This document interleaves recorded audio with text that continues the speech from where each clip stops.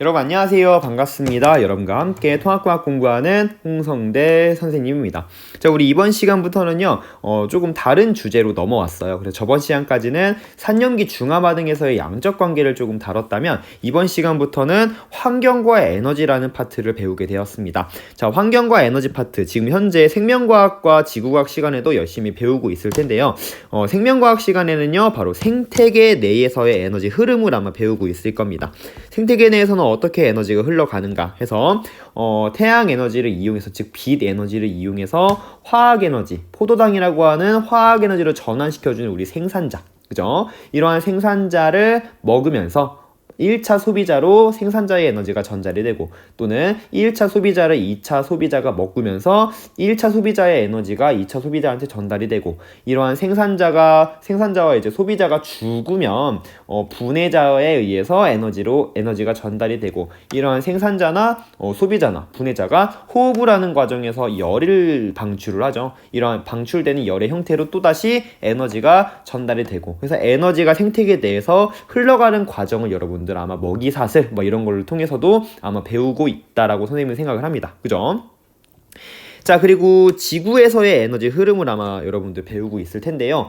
태양 에너지라고 하는 에너지가 100% 우리 생산자가 화학 에너지로 바꿀 수 있는 게 아니죠. 아마 대부분 지구 내부에서 아마 흡수했다가 그만큼의 에너지를 방출하고 있는 과정을 거치고 있을 겁니다. 그러한 에너지가 평형을 이루는 과정에서 대기 대순환, 그리고 해수의 흐름 같은 것들로 에너지가 불균등한 부분 같은 경우는 해소되고 있어 라고 아마 여러분들 배우고 있을 겁니다. 자, 선생님과는요, 물리화학적 관점에서 에너지가 어떻게 흘러가는지에 대한 내용, 그리고 에너지의 종류는 무엇이며, 그리고 이러한 에너지를 우리가 열심히 절약해야 된다라고 얘기는 하는데, 도대체 왜 에너지를 절약해야 되는가 라는 대한 내용의 본질적인 내용을 좀 공부해 본다라고 생각하시면 되겠습니다. 자, 그러면은 지금까지 선생님이 자꾸 에너지라고 얘기를 하는데, 그러한 에너지는 무엇이며 어떠한 종류가 있는지 먼저 살펴보도록 할게요. 자, 우리 물리학적으로 에너지라고 하는 건요, 일을 할 수 있는 능력이야 라고 얘기를 합니다. 그래서 앞으로 우리가 좀 이따가 얘기할 때 에너지라고 하는 거, 앞으로 선생님이 이렇게 E라고 쓰면 에너지를 약자로 쓴 거야. 그리고 일이라고 하는 건요, W라고 쓸 겁니다. 이러한 일은요, 에너지는 또 일로 이렇게 왔다 갔다 전환이 가능하거든요. 요거에 대한 내용 좀 이따가 조금 더 자세하게 얘기를 할 테지만요, 에너지라고 하는 건요, 일을 할 수 있는 능력이야 라고 여러분들 정의 내리시면 될 것 같아요. 자, 이러한 에너지는 어떠한 종류들이 있냐, 바로 첫 번째 나오는 게 바로 포텐셜 에너지.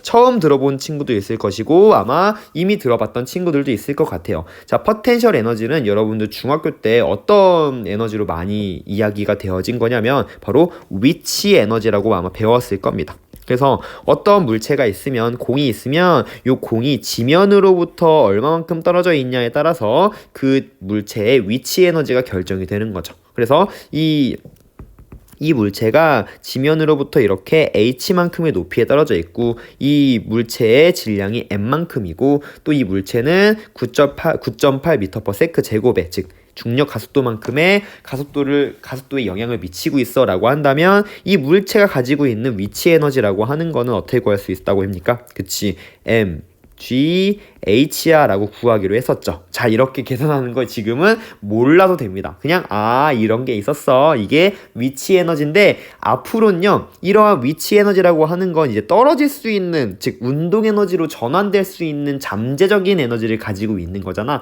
이런 걸 위치 에너지라고도 하고, 조금 더 본질적이고 포괄적인 의미로 포텐셜 에너지라고 하자. 포텐셜, 우리 잠재적인 이런 뜻을 가지고 있죠. 그래서 앞으로 잠재적으로 뭔가 운동할 수 있는 역량을 가진 그런 에너지야 라고 보시면 되겠습니다. 그래서 이렇게 높은 곳에 있는 물체가 가지고 있는 에너지이기도 하고요. 우리 용수철 있잖아. 용수철을 쭉 잡아 당기면 다시 용수철이 복원되려는 에너지가 있죠. 그러니까 아직 내가 놓지 않는다면 가만히 존재하겠지만, 내가 얘를 놓는 순간 다시 복원되면서 에너지가 발생되는 거, 이런 걸 이게 탄성의 포텐셜 에너지라고 하는데, 이러한 걸 우리 포괄적으로다가 포텐셜 에너지라고 부른다 여러분들 보시면 되겠습니다. 이러한 포텐셜 에너지는요, 즉 위치 에너지와 같은 것들은 운동 에너지로 이렇게 전환이 가능한 거죠. 그래서 운동 에너지라고 하는 건 뭐야? 그치, 운동하고 있는 물체가 가지고 있는 에너지라고 하고요. 이 둘은 왔다 갔다 전환 가능해. 그래서 운동 에너지와 포텐셜 에너지를 더해서 역학적 에너지야 라는 말로 함께 쓰이기도 한다라는 거. 자, 전기 에너지는 여러분들 너무나도 친숙한 에너지고요. 우리가 굉장히 효율적으로 사용하고 있는 에너지들이 바로 전기 에너지인 거죠. 굉장히 효용성이 큰, 사용 가치가 큰 에너지인 거죠. 그래서 요 전기 에너지 같은 경우는 우리가 전기 에너지로 예를 들어 핫플레이트를 이렇게 켜가지고 물을 끓였어. 그러면 이건 뭐야? 전기 에너지를 열 에너지로 전환해서 우리가 뭐 음식을 만들 수 있는 거고, 또한 이러한 전기 에너지로 우리가 테레비를 켜요.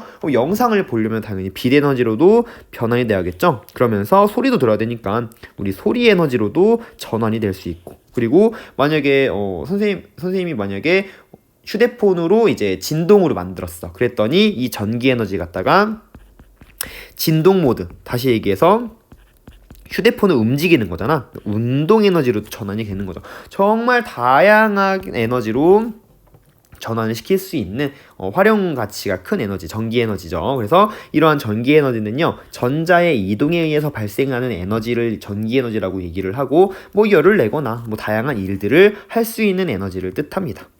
열 에너지는 우리 온도나 상태를 변화시킬 수 있는, 그 온도를 변화시킬 수 있는 에너지를 열 에너지라고 부르죠. 화학 에너지라고 하는 거 여러분들, 선생님이 아까 전에 은연중에 이제 생산자가 태양의 빛 에너지를 이용해서 화학 에너지로 전환해 라는 얘기를 했겠지만, 아마 많이 받아들이기 조금 힘든 에너지가 바로 화학 에너지입니다. 선생님도 어렸을 때 도대체 화학 에너지가 뭐야? 그냥 외우기만 하고 말았던 것 같은데, 이러한 화학 에너지라고 하는 건요, 화학 결합 속에 저장되어 있는 에너지입니다.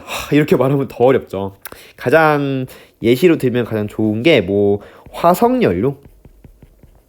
화석연료가 바로 우리의 그 과거에 뭐 공룡이나 이러한 생물들이 땅속에 묻혀서 화학에너지로 저장된 것이라고 여러분들 생각하시면 되겠습니다. 더 어렵죠. 뭐 예를 들면 CH4, 우리가 화석연료에서 만들 수 있는 천연가스라고 해서 이제 메테인이라고 불리는데, 우린 요걸요 연소시켜서 다양한 열에너지를 얻어서 난방에 사용하기도 합니다. 자, 이러한 얘를 연소시키는 과정은요, 연소시키는 과정에서 이제 CO2와 우리 물이 생성이 되죠. 우리 탄소 같은 경우는 완전 연소하면 이산화탄소가 되고, 수소는 완전 연소하면 물이 된다라는 거 알고 있잖아. 그런데 이 과정에서 뭐가 나옵니까? 그렇죠. 다량의 열에너지와 빛 에너지가 생산이 되죠. 그 얘기는 무슨 말이냐면, 요 CH4라고 하는 화석연료에 그 탄소와 수소 사이에 요 결합들 안에 정말 많은 에너지가 축적되어 있다가 요게 연소되는 과정에서 열이나 빛으로 방출될 수 있다는 뜻이죠. 이때 요 결합 속에 들어있던 에너지를 뭐라고 부른다고요? 그치, 화학 에너지라고 부른다고요. 뭐 화석연료도 있을 수 있고요. 우리가 대표적으로 음식물, 뭐 포도당 또한 우리가 이 포도당을 먹고 뭐 하는 거야? 우리가 움직일 수 있고, 또 내가 말할 수 있고, 선생님이 지금 얘기하는 것도 이 포도당으로부터 얻은 에너지를 갖다가 사용하고 있는 거란 말이죠. 그래서 이런 것들이 바로 화학 결합 속에 저장되어 있는 에너지야 라고 해서 화학 에너지라고 부릅니다. 그죠? 또는 이제 우리 배터리에 저장되어 있는 것도 화학 에너지 상태로 저장했다가 우리가 전기 에너지를 쓴다라고 보시면 되겠습니다. 뭐 배터리 이런 것들 수 있겠죠. 배터리. 배터리. 뭐 빛 에너지는 빛이 가지고 있는 에너지죠. 그죠? 빛이 가지고 있는 에너지를 빛 에너지라고 하고요. 핵 에너지는요, 여러분들 언제 한번 배웠었냐면 1단원에서 우리 주계열성 기억나요? 주계열성? 우리 태양 태양의 내부에서 어떤 일이 발생하고 있죠? 그렇죠? 4개의 수소가 헬륨으로 바뀌면서 어마어마한 에너지를 방출하고 있어. 근데 이때 질량이 조금 줄어. 결손된 질량만큼, 만약 결손된 질량이 m이라면 질량만큼 mc 제곱, 이만큼의 형태의 에너지가 방출이 되는데, 어마어마하게 많은 에너지가 방출된다고 했잖아. 이게 바로 핵이 융합될 때 결손된 질량에 의해서 많은 에너지가 방출될 수 있어라고 불렀던 거죠.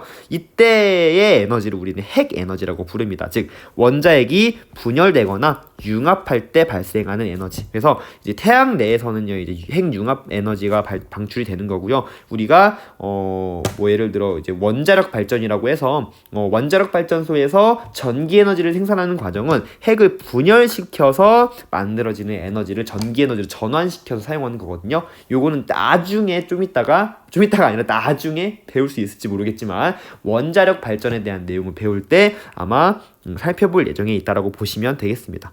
아무튼 간에 지금 우리가 이러한 다양한 에너지들이 있고 이러한 다양한 에너지가 어떻게 전환되고 있는지를 지금부터 보겠다는 얘기입니다. 자, 그래서 에너지 전환이라고 얘기를 좀 해볼게요. 에너지 전환. 자, 근데 이 얘기를 하기 전에 먼저 한 가지 얘기를 조금 더 해볼까요? 뭐냐면 바로 에너지 보존입니다. 에너지 보존 법칙 여러분 들어봤나요? 나 왜 글씨를 못 쓰지? 에너지 보존 법칙이라고 하는 거. 간단하게 얘기하면 에너지라고 하는 건 새롭게 갑자기 없던 에너지가 생성되거나 아니면은 존재하던 에너지가 소멸되는 건 없어. 어떤 에너지가 갑자기 생성되거나 그리고 존재하던 애가 갑자기 소멸되는 그런 현상은 일어나지 않아. 단지 에너지라고 하는 건 뭐 될 뿐이야? 전환될 뿐이야 라고 하는 게 바로 에너지 보존 법칙입니다. 그래서 이제 우리 에너지가 어떻게 전환되고 있는지에 대한 예시를 사례로 살펴볼 예정에 있다라는 거죠. 그래서 여러분들 이것도 느낌적인 느낌으로 좀 보시면 됩니다. 어떤 느낌이냐면 봐봐. 자, 자동차가 있어. 자동차에서 어떻게 에너지가 전환될까를 생각을 해보는 거죠. 뭐 일단 자동차는요 어떤 에너지를 사용하죠? 우리가 뭐 석유나 경유 이런 거 같은 화석 연료를 사용한다는 화석 연료를 사용하는 거잖아. 즉 이러한 화석 연료에 있는 그 안에 들어있는 물질의 결합 속에 존재하는 무엇을 그렇지 화학 에너지를 연소를 시킨다는 게 얘를 뭘로 전환시킨다는 얘기냐면요. 그렇지. 열에너지 형태로 전환시킨다는 거야. 이러한 열에너지 형태로 전환된 그러한 에너지를 갖다가 동력으로 사용하고 있는 피스톤을 돌려가지고 우리가 운동에너지, 즉 요 바퀴를 돌아가게끔 만들게 하는 게 바로 뭐야? 우리가 자동차를 사용하는 이유죠. 그래서 화석 연료를 열에너지로 바꾼 다음에 얘를 뭘로?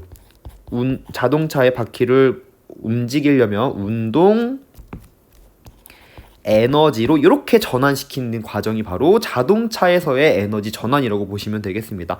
화학 에너지를 열 에너지로 바꾼 다음에 얘를 운동 에너지로 전환시키는 게 바로 자동차에서의 에너지 전환이다. 자, 여기 보시면요. 뭐야 얘는?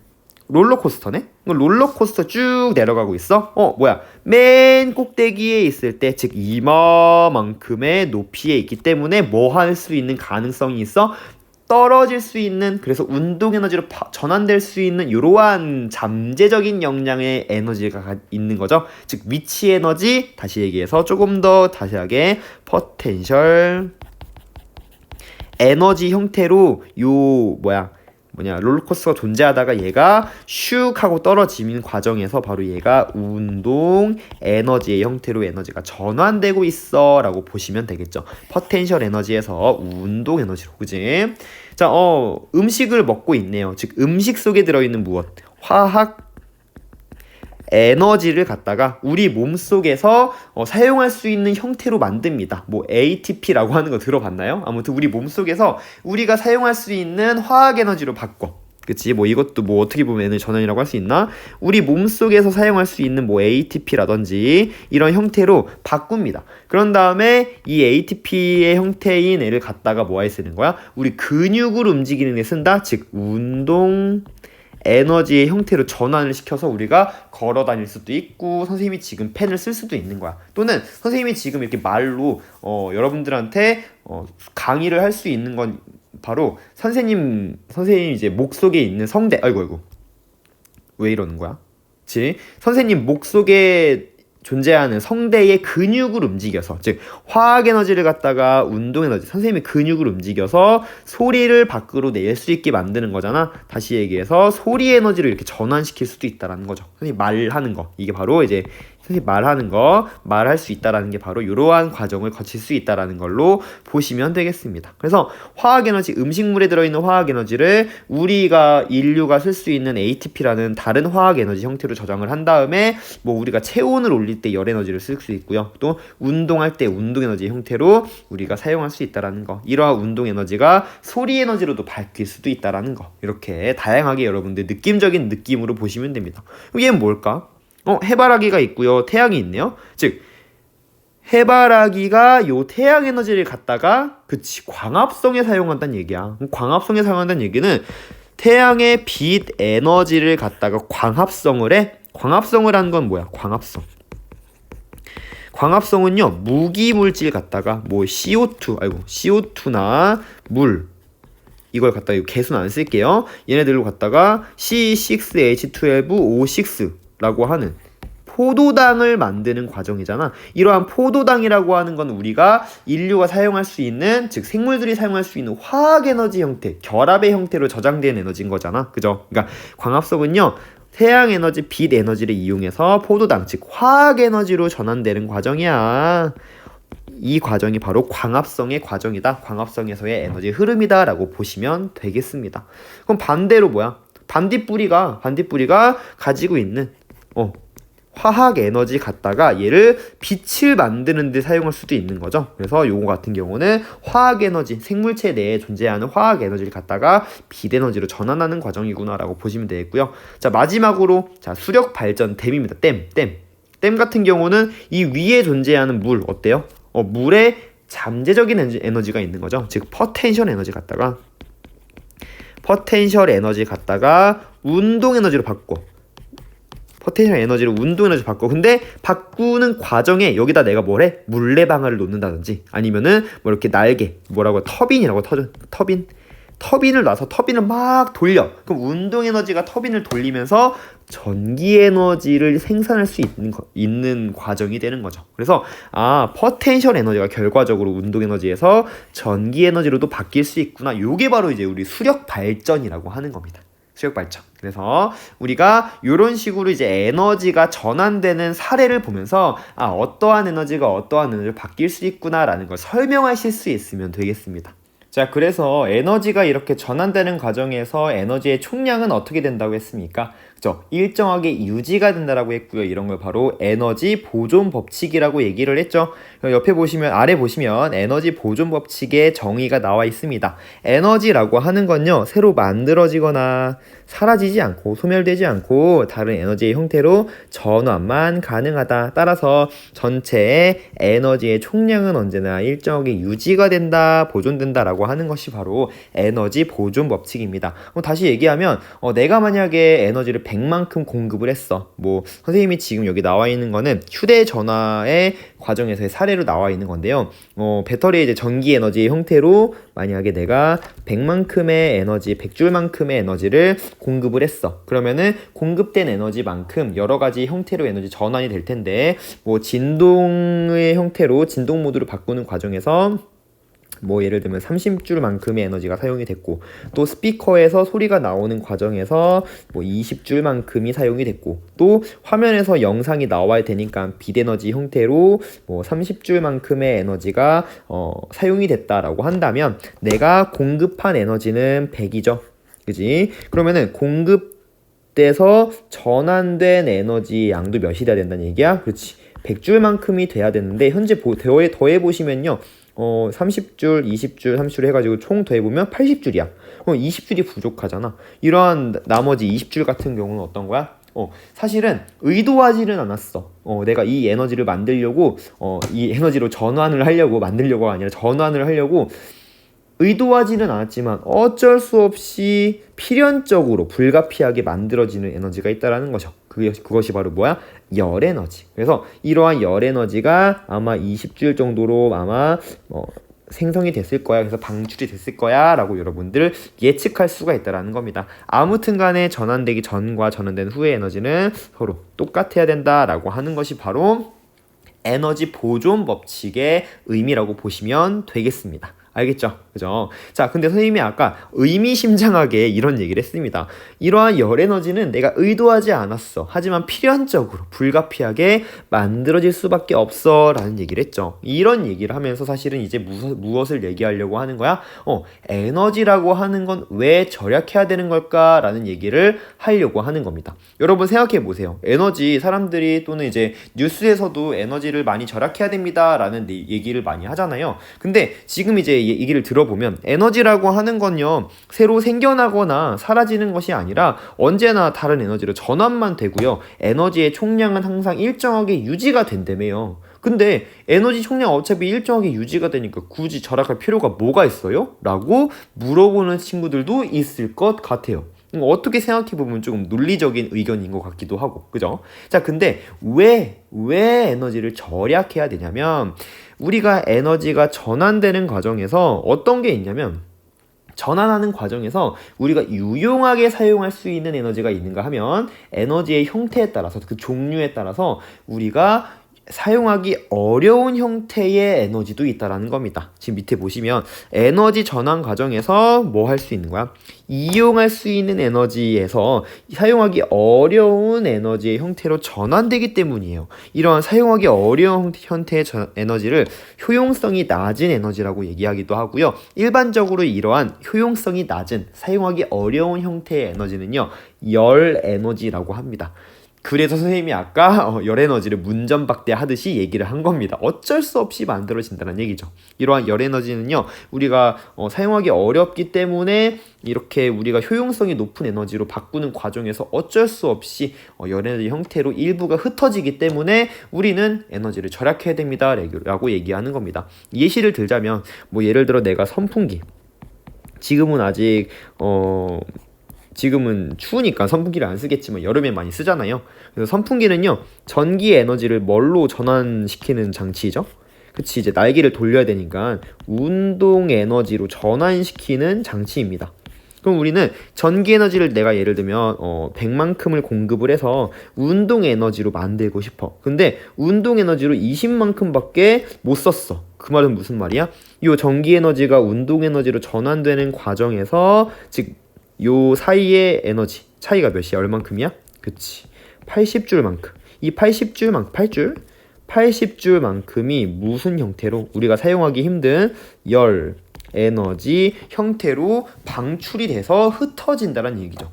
이런 열 에너지로 뭐 할 거야? 뭐 물을 끓일 거야? 뭐 할 거야? 그 정도의 영향이 되지도 않잖아요. 그러니까 이러한 열 에너지 형태로 자꾸만 주변으로 흩어지다 보니까 우리는 뭐 할 거야? 또 다시 운동 에너지 형태로 바꾸기 위해서 또 전기 에너지 100줄을 만들죠. 이 전기 에너지를 만들기 위해서 어떻게 만듭니까? 발전이라는 걸 이용을 하죠. 그럼 전기 에너지 어떻게 주로 만드냐면요, 우리나라에서 거의 대부분은 화석 연료를 태워서 만듭니다. 이렇게 화석 연료를 태우는 화력 발전의 형태는요, 우리 화학 에너지를 아까 얘기한 화석 연료 속에 존재하는 화석 연료의 결합 속에 존재하는 화학 에너지를 전기 에너지로 이렇게 전환하는 과정입니다. 근데 이렇게 전환하는 과정에서 뭐가 발생해? 계속해서 환경 오염이 발생을 한다라는 겁니다. 환경 오염. 이 과정에서. 그럼 봐봐, 내가 운동 에너지 요거 20만큼을 사용하기 위해서 열심히 또 전기 에너지를 공급해. 얘를 공급하려면 우리 환경오염 많이 시켜야 되는 거야. 왜? 화석 연료 갖다가 열심히 전환시켜야 되니까.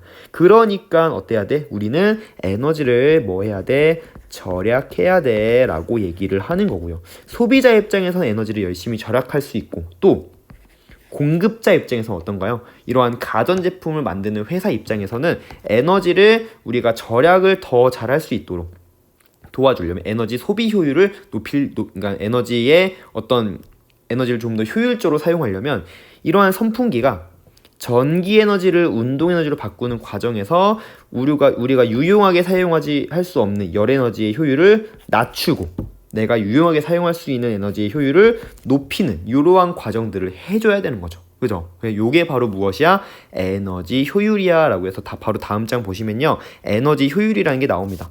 에너지 효율은요, 공급된 에너지에 대해 유용하게 사용된 에너지의 비율입니다. 내가 만약에 전기 에너지를 갖다가 100줄만큼을 공급을 했어. 근데 내가 선풍기를 돌리는데, 즉 운동 에너지를 사용하는데 20줄만큼밖에 못 썼다면 나의 에너지 효율은 몇인 거야? 20%밖에 안 되는 거지. 그럼 나머지 80%는 뭘로 사용한 거야? 내가 사용하기 힘든 형태의 에너지 형태로 방출이 된 거죠.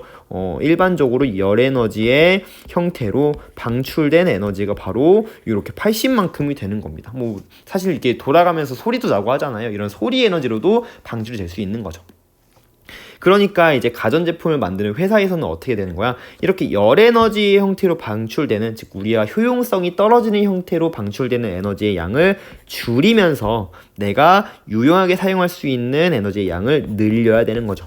만약에 뭐 80줄만큼이 아니라 내가 만약에 70줄만큼으로 줄였다. 그러면은 내가 30줄만큼은 유용하게 사용할 수 있는 거잖아.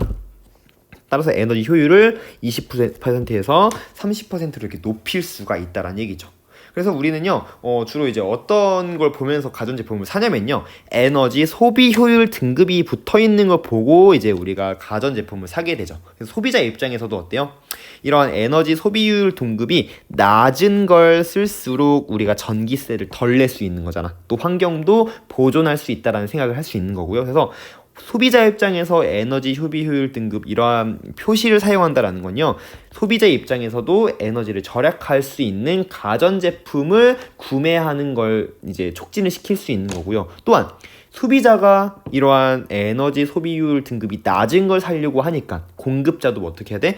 더욱더 에너지 소비 효율 등급이 낮은, 즉 에너지 소비 효율이 높은 그러한 가전제품을 만들려고 하겠죠. 이러한 두 영역에서의 어떤 활발한 상호작용이 바로 에너지를 절약할 수 있게 만들 거구나. 따라서 이 에너지 소비율 등급표를 사용하는 것만으로도 에너지를 절약할 수 있는 방향성으로 갈 수 있다라고 여러분들 생각하시면 되겠습니다. 알겠죠?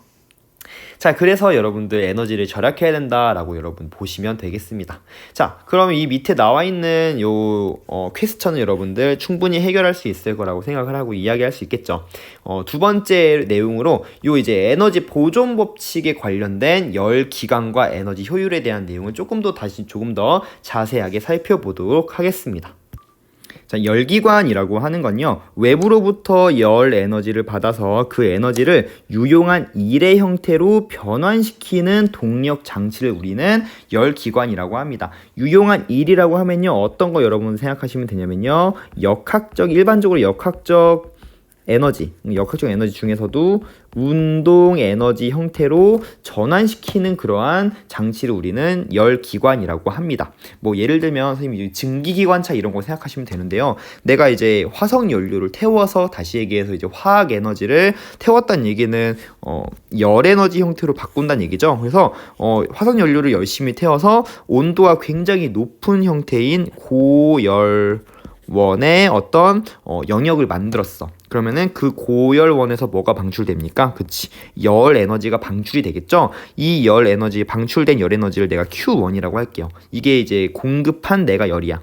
공급한 열. 자, 근데 이렇게 공급된 열을 갖다가 다른 우리가 유용한 형태의 일, 즉 운동 에너지로 바꿔주는 애를 뭐라고 부른다고? 얘가 열기관이라고 부른다고요. 이러한 열기관은요, 고열원에서 공급된 Q1만큼의 공급된 열을 갖다가 뭘로 바꿔줄 수 있는 거냐면, 그렇지, 우리가 원하는 유용한 일의 형태인 일의 형태로 바꿔준다는 얘기죠. 이게 이제 일반적인 운동 에너지. 그래서 뭐 엔진이라고 생각한다면, 요 열기관을 엔진이라고 생각한다면, 자동차의 엔진이라고 생각한다면, 요 자동차의 엔진은 자동차의 바퀴를 굴러가는데 사용할 수 있는 거죠. 즉 자동차의 바퀴를 굴리는데 요 일, 운동 에너지로, 이 열 운동 에너지를 바꿔주는 기관이라고 보시면 되겠죠.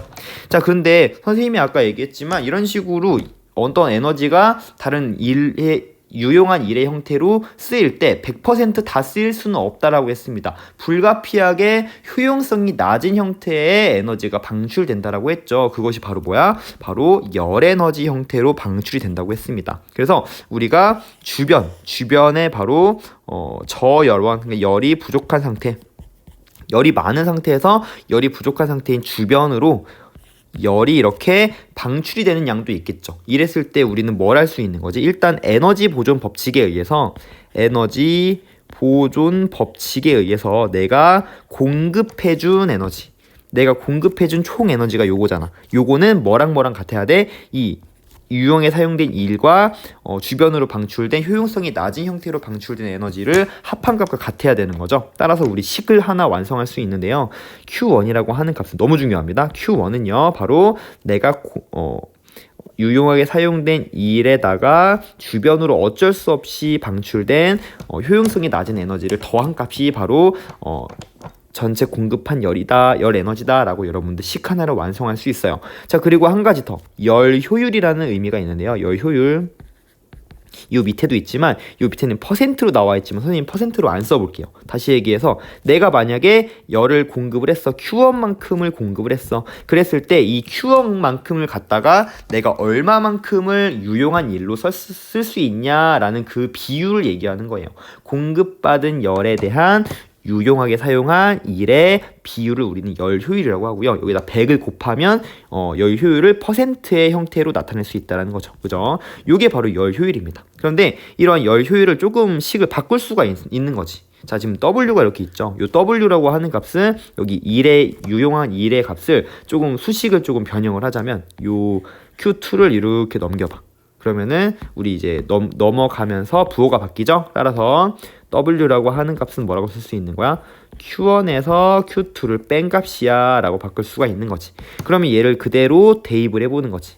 Q1분의 Q1 빼기 Q2라고 쓸 수가 있는 거지. 자, 요거는 우리 분수니까 요렇게 나눠서 쓸 수가 있죠. 나눠 써버리면 Q1분의 Q1 빼기 Q1분의 Q2 이런 식으로 쓸 수가 있고요. 요 값은 이제 1이 되는 거잖아, 우리. 따라서 우리 열 효율이라고 하는 값은요. 1 빼기 Q1분의 Q2야 라는 식을 다시 한번 유도를 할 수가 있다라는 거. 다시 얘기해서 우리가 열 효율을 높이기 위해서는 열 효율을 높이기 위해서는요 Q1분의 Q2라고 하는 건 뭐야? 내가 공급한 열에 대한 내가 효율적으로 사용하지 못한, 유용하게 사용하지 못한 열의 양의 비율, 그러니까 주변으로 방출된 열에 대한 비율이죠. 높이기 위해서는 요 값이 어때야 돼? 작아야 열 효율 값이 빠지는 값이 작아져야, 요 빠지는 값이 작아져야 결국에는 열 효율이 뭐 할 수 있는 거야? 증가될 수 있는 거죠. 그래서 우리는 요 값이 작아지면 효율이 증가할 수 있구나라고 설명도 할 수가 있다라는 겁니다. 그래서 요거에 대한 내용이 여기 나와 있다고 보시면 돼요. 더 예쁘게 나와 있죠. 그래서 화석 연료를 태워서 열이 굉장히 많은 상태의 고열원이 생기면 이런 고열원에서 열 에너지가 방출되는데 요 방출된 열 에너지를 이용해서 일로 바꾸는 기관을 우리는 열기관이라고 한다. 일반적으로 우리 자동차의 엔진 생각하면 되고요. 이러한 열이 일로 바뀌는 과정에서, 즉 열이 일로 바뀌는 과정에서 어쩔 수 없이 효용성이 낮은 형태의 열 에너지가 저열원으로 방출된다. 이거를 Q2라고 부른다라고 얘기를 하는 거죠. 자, 그럼 여러분 봐봐라. 열 효율이 100%인 열 효율이 이렇게 100%인 열기관이 과연 존재를 할까요? 열기관이 100%란 얘기는 내가 만약에 100줄만큼의, 자 이거 좀 지우고, 자, 내가 만약에 고열원으로부터 공급받은 에너지가 100줄이야. 근데 내가 이를 100줄만큼 과연 할 수 있을까? 그럴 수는 없다란 얘기입니다. 선생님이 아까 얘기했죠. 불가피하게 어쩔 수 없이 뭐가 저열원 쪽으로 우리가 효용성이 낮은 에너지가 방출된다고 했잖아. 그러니까 내가 만약에 얘를 열기관으로 60만큼을 썼어. 그러면은 어쩔 수 없이 40만큼을 방출할 수밖에 없다는 얘기죠. 우리는 100% 열을 1로 바꿀 수가 없다는 얘기입니다. 지금 만약에 이런 상태에서 열 효율을 계산한다면 어떻게 계산할 수 있는 거야? 내가 공급해준 열이 100줄인데 그 중에 나는 60밖에 못 쓴 거지. 그럼 이 값에 곱하기 100을 해주시면은 이 열기관의 열 효율은 60%야 라고 여러분들 구할 수가 있다라는 얘기죠. 아까 얘기했던 것처럼 이러한 열기관은요 100%의 효율로 만들 수가 없습니다. 중요합니다. 열기관의 열 효율은 100%가 될 수 없어. 자, 그 이유는 뭘까? 그 이유는 다시 얘기해서 100%가 될 수 없다라는 얘기는요. 외부로 방출된 Q2가 0이 될 수 없음을 뜻하는 거죠. 그죠? 그 말은 무슨 말이야? 다시 얘기해서 열 에너지를 전부 100이라고 하는 열 에너지를 전부 1의 형태로 전환할 수 있다 없다? 이게 불가능하다라는 것을 의미합니다. 그지? 요 말이 바로 요 같은 말로 쓸 수 있다는 얘기야. 만약에 이렇게 1로 전부 방출될 수 있으면 이 Q2가 없다라는 게 인정이 되는 거잖아. 즉 이렇게 Q2가 무조건 존재할 수밖에 없다라는 것을 의미합니다. 자, 이것은 바로 에너지가 흐를 수 있는 방향이 이미 정해져 있다라는 뜻이에요. 에너지는요, 무조건 내가 원하는 대로만 전환될 수 있는 것은 아닙니다. 다시 얘기해서 만약에 내가 선생님 이러면 되잖아요. 어떻게? 100줄만큼을 줬어. 근데 60줄만큼을 뭐 했어? 1로 썼어. 그러면은 40줄이 저열원으로 방출돼. 선생님 이 저열원으로 방출된 40줄을요 다시 고열원으로 이렇게 옮겨가지고 다시 쓰면 안 돼요? 이러한 과정은 일어날 수 없다는 얘기입니다. 일반적으로 열이라고 하는 건요, 열 에너지라고 하는 거, 열이라고 하는 건 열 에너지는요 어떻게? 그치, 저온에서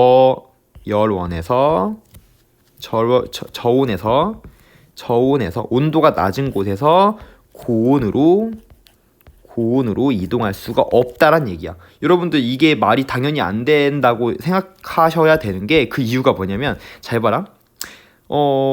내가 지금 상온에서 25도씨에서 물을 하나 올려놨어. 근데 그 물이 자동으로 주변의 열 에너지를 흡수해가지고 뜨거워질 수 있나요?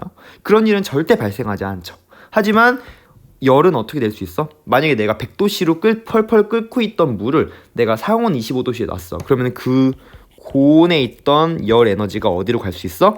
저온으로 방출되면서 그 물은 다시 식을 수 있는 거죠. 이렇게 고온에서 저온으로 열 에너지가 이동하는 건 가능해. 근데 저온에서 고온으로 자발적으로 이동하는 건 불가능하다고요. 이렇게 자발적으로 이동할 수 없고 저온에서 고온으로 가려면 어쩔 수 없이 2를 가해줘야 된다는 얘기야. 다시 얘기해서 여기 보시면 만약에 40줄이라고 하는 저열원의 열이 있으면 얘를 고열원으로 옮기려면 옮길 수는 있어. 그럼 또다시 2를 줘야 되고요. 이 2를 하기 위해서 다른 에너지가 공급이 돼야 된다는 얘기야. 자발적으로 이동할 수가 없다라는 거 다시 얘기해서 우리 지금 똑같은 얘기하고 있는 건데, 열 효율은 100으로 만들 수 없다라는 뜻. 다시 얘기해서 주변으로 방출되는 효용성이 낮은 열 에너지를 우리는 피할 수가 없다라는 뜻이고, 열 에너지를 전부 1로 바꿀 수는 없음을 의미합니다. 왜냐하면 열 에너지라고 하는 것은 방향성을 가지고 있기 때문에 언제나 고온에서 저온으로는요 자발적으로 이동하지만 저온에서 고온으로는요 비자발적으로 이동하고요. 비자발적이란 얘기는 주변으로부터 이를 무조건 가해줘야 이를 가해줘야 갈 수 있다라는 뜻을 의미를 한다라는 거 여러분들 반드시 기억하시길 바랍니다. 그렇기 때문에 여러분들 그러니까 에너지 흐름에는 방향성이 있기 때문에 우리가 절약을 해야 된다라고도 볼 수가 있는 거죠. 지금 너무 횡설수설 설명을 한 것 같아서 다시 한번 여기 글을 읽으면서 설명을 해보면, 에너지라고 하는 건요 방향성이 존재합니다. 우리 열 에너지라고 하는 건요 언제나 고온에서 저온으로는 자발적으로 이동하지만 저온에서 고온으로는 자발적으로 이동하지 않습니다. 따라서 열이라고 하는 거는 모두 1로 전환되지 않는다. 하지만 1이라고 하는 건요 모두 열로 전환될 수는 있어요. 그치? 다시 얘기해서 우리 전기 에너지라고 하는 거 있지, 이거를 전부 열로 바꿀 수는 있어요. 우리 핫플레이트라고 하는 게 바로 전기 에너지를 열 에너지로 전환시키는 장치잖아. 하지만 열 에너지를 전부 전기 에너지로 전환시킬 수는 없다라는 뜻입니다. 왜냐하면 에너지라고 하는 건 방향성을 가지고 있기 때문이다 라고 보시면 되겠습니다. 자, 그래서 우리 조금 어려울 수 있는 열기관과 열효율이라는 내용을 조금 얘기를 했습니다. 그치? 내려가시면 아까 얘기했던 에너지 효율이라는 얘기 나오고요. 열기관과 유사한 내용으로 에너지 효율, 아까 열이라고 했지만 지금은 에너지야 해서 공급한 에너지의 양에 따른 유용하게 사용된 에너지의 양의 비율을 우리는 에너지 효율이라고 부른다라고 보시면 되고요. 우리가 이렇게 에너지를 절약하기 위한 방법 어떤 것들이 있을까? 즉 열 효율을 높여야지 되는 거지. 열 효율을 높여서 우리가 유한한 자원이라는 건 뭐야? 화석연료지.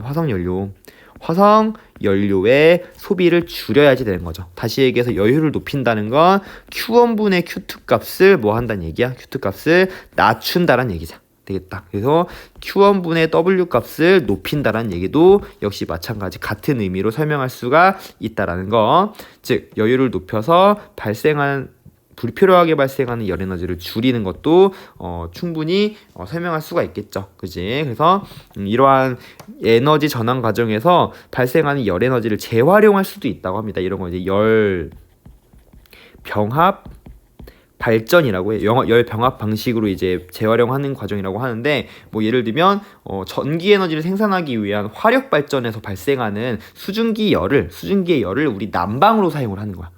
그러면은 우리가 어느 정도 에너지 전환 과정에서 발생하는 열 에너지를 조금 다른 형태로 전환해서 쓰는 거니까 조금 에너지 효율을 높일 수 있다라고 합니다.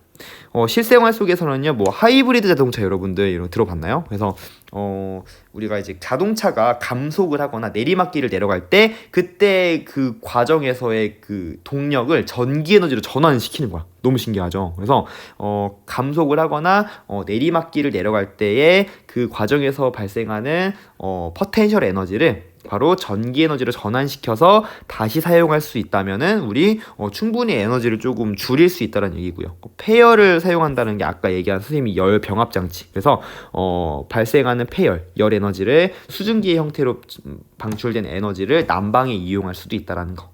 그리고 이제 가정에서 전기 절약을 할 때는요, 에너지 소비율 등급이 높은, 자, 이 말은 조금 여러분들이 해석하는데 혼동이 있을 수 있어서 에너지 소비 효율 등급이 1에 가까운 이라는 말로 좀 고칠게요. 그래서 1에 가까운 제품을 사용하고 라는 말로 고치시면 충분히 이해할 만할 것 같습니다. 그래서 이러한 기기를 사용하는 것이 바로 가정에서 전기를 절약할 수 있는 방법이야 라고 보시면 되겠습니다. 자, 이렇게 해가지고 우리 에너지에 관련된 내용을 조금 짧고 밀도 있게 확인했다고 보시면 되겠고요. 다음 시간부터는요, 이러한 에너지 중에서도 전기 에너지를 그러면 어떻게 생산할 수 있을지 그 원리에 대해서 한번 살펴본다고 보시면 되겠습니다. 여러분들 너무 고생 많았고요. 다음 시간에 보도록 합시다. 안녕.